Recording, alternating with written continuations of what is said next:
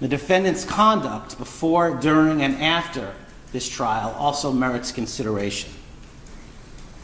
Instead of preserving, protecting, and defending our constitutionally established system of criminal justice, the defendant, the once and future President of the United States, has engaged in a coordinated campaign to undermine its legitimacy. Far from expressing any kind of remorse for his criminal conduct, the defendant has purposefully bred disdain for our judicial institutions and the rule of law. And he's done this to serve his own ends and to encourage others to reject the jury verdict that he finds so distasteful.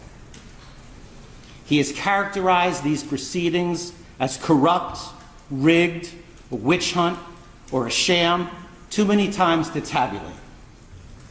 The defendant's rhetoric has only ratcheted up since this court's rulings on his motions to dismiss.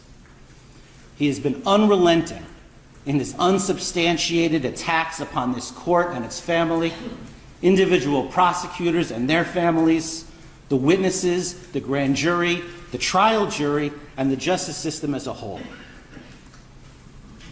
The defendant has not only been held in contempt by other jurists in other matters, but this court alone found the defendant in contempt for 10 distinct violations of the order restricting extrajudicial speech.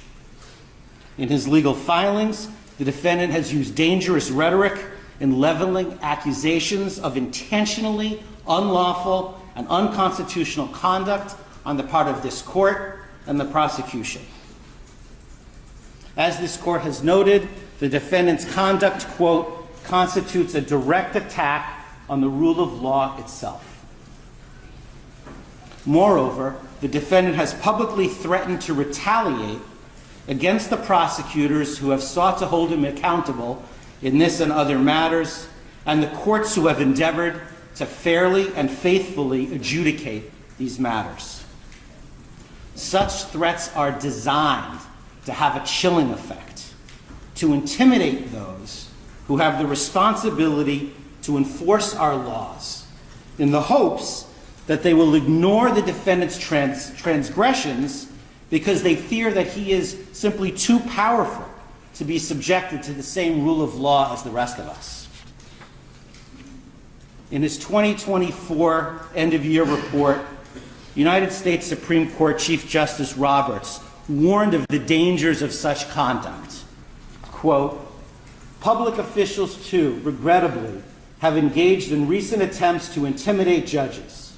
For example, suggesting political bias in the judge's adverse rulings without credible basis for such allegations, end quote. Chief Justice Roberts continued, quote, attempts to intimidate judges for their rulings are inappropriate and should be vigorously opposed.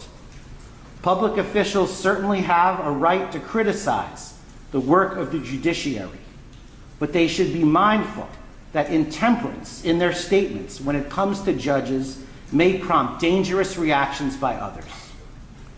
Chief Justice Roberts also spoke of the dangers of disinformation, which are, quote, magnified by social media, which provides a ready channel to instantly spread rumor and false information. Put simply, this defendant has caused enduring damage to public perception of the criminal justice system and has placed officers of the court in harm's way.